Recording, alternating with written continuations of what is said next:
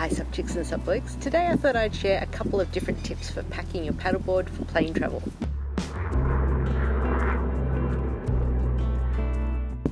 Taking a SUP with you when you go on holidays is a great way to explore and enjoy your destination. By taking your board with you, not only is it more convenient once you're there, as you don't have to search for hire companies, but you're also not limited to hourly usage and rental costs.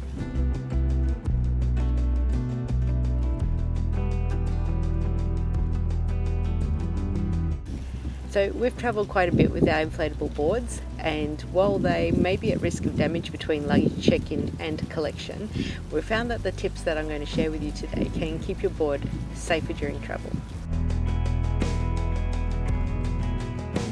So I've flown between Scotland and mainland Europe on multiple occasions. We've also flown with them from the UK to Australia and flown domestically within Australia up and down the east coast and from east coast to the west coast. And so far we haven't had any damage to our boards, touch wood. I'm not saying that your board's going to be 100% safe, as there's always some risk of damage or loss with air travel, but check out these tips we've discovered to reduce the risk of damage.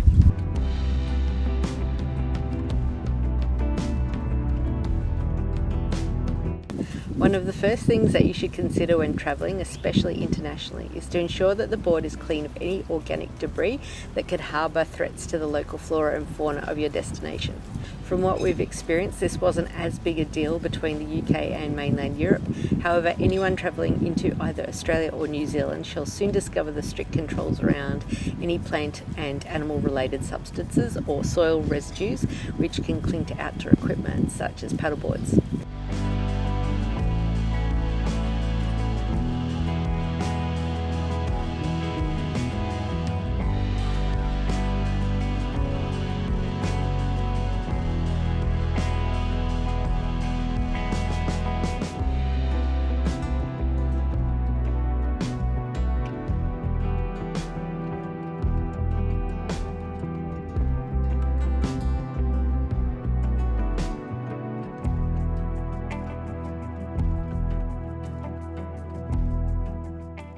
I'll put a link in the description for details on the Australian and the New Zealand government's individual requirements. If you've not already watched it, you can check out this video here on the many different ways to clean your paddleboard.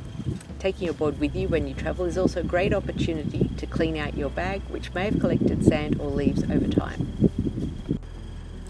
Have a look at the tread on the wheels of your backpack, which are a good place for soil to accumulate, and give them a wipe down with a damp cloth. When packing your SUP backpack for travel, I like to start by putting the board into the backpack first, as it's the biggest object and everything else can fit around that.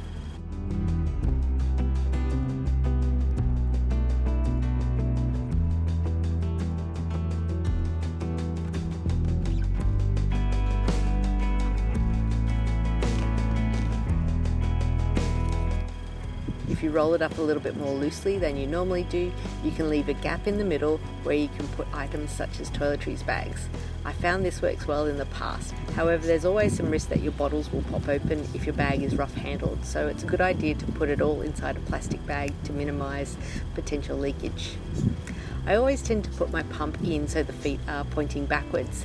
If the feet of your pump angle like this, you can tuck them under the board so they don't stick out and are less likely to snap off if handled roughly.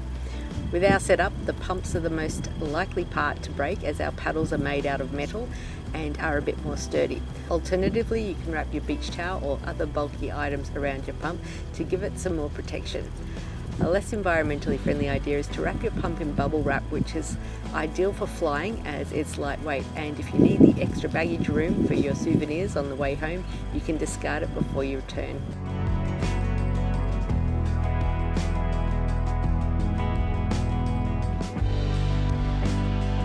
Next, pop the blade section of your paddle in with the angle facing backwards so it is close as possible to your board, again to avoid breakage.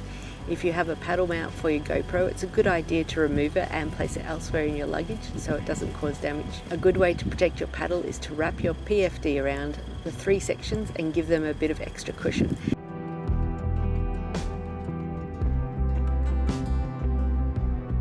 From here, you can place other bulky items in and around your pump and paddle for maximum protection. Some of these items might include jackets, coats, rain gear. If you take it, you guarantee you won't need it. Also wetsuits, rash suits, collapsible hats, etc. We tend to like to put as much of our clothing in our backpacks as well, saving delicate items for our hand luggage. For example, you can use a cloth bag such as a pillowcase to put socks, underwear, t-shirts, sportswear, etc. in to function as extra padding. Fill your bag up with other normal items you would put into your suitcase as well, such as shoes. Lastly, up with the pump hose, 3 fins, I always like to count them and ensure that the bolt and screw have not fallen off, and leg rope into the front pocket. A quick note here on repair kits, we have never had a problem flying with ours, but as rules and regulations change all the time, check that the glue in your repair kit is one of the permitted items on your airline. If you're feeling overwhelmed by the amount of things you need to remember to pack for a paddleboarding adventure, worry no more. I've got you covered. With all the filming gear, chargers, phones, GoPro attachments, etc. that we take on our trips, I decided to make a paddleboarder's adventure equipment checklist, which you can download for free in the SUP Digital Library Cafe. Link is in the description below. If you have any suggestions about items to add to this list, let me know and I will add them as this is work in progress. Leave your suggestions in the comments below. Now back to the video. When you've put everything into your bag that you want to take, it's always a good idea to weigh it. We have a small handheld scale that unbelievably measures up to 50 kilos. It doesn't look strong enough, but trust me, it has served us well. I'll pop a link in the description. We take it with us to reweigh our bags before the return journey to ensure that we haven't overdone it with the shopping.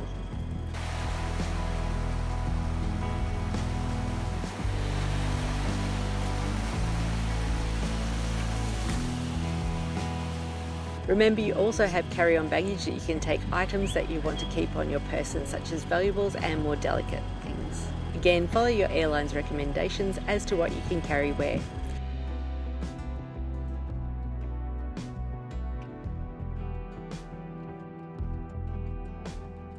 Thanks for checking out our video. I hope this helps when you're packing your paddleboard for air travel. If you've got any other tips and tricks, share them with the community in the comments below. The ones I've talked about here are just the ones we've discovered and have made use of, and I'm sure there are many more. If you'd like to find out more about traveling with your paddleboard, then you'll want to watch this video next. Be the first to hear when our latest video is released by subscribing, clicking the notification bell, and giving us a thumbs up. While you're at it, spread the love and share this video with your paddleboarding mates. I'll see you next time.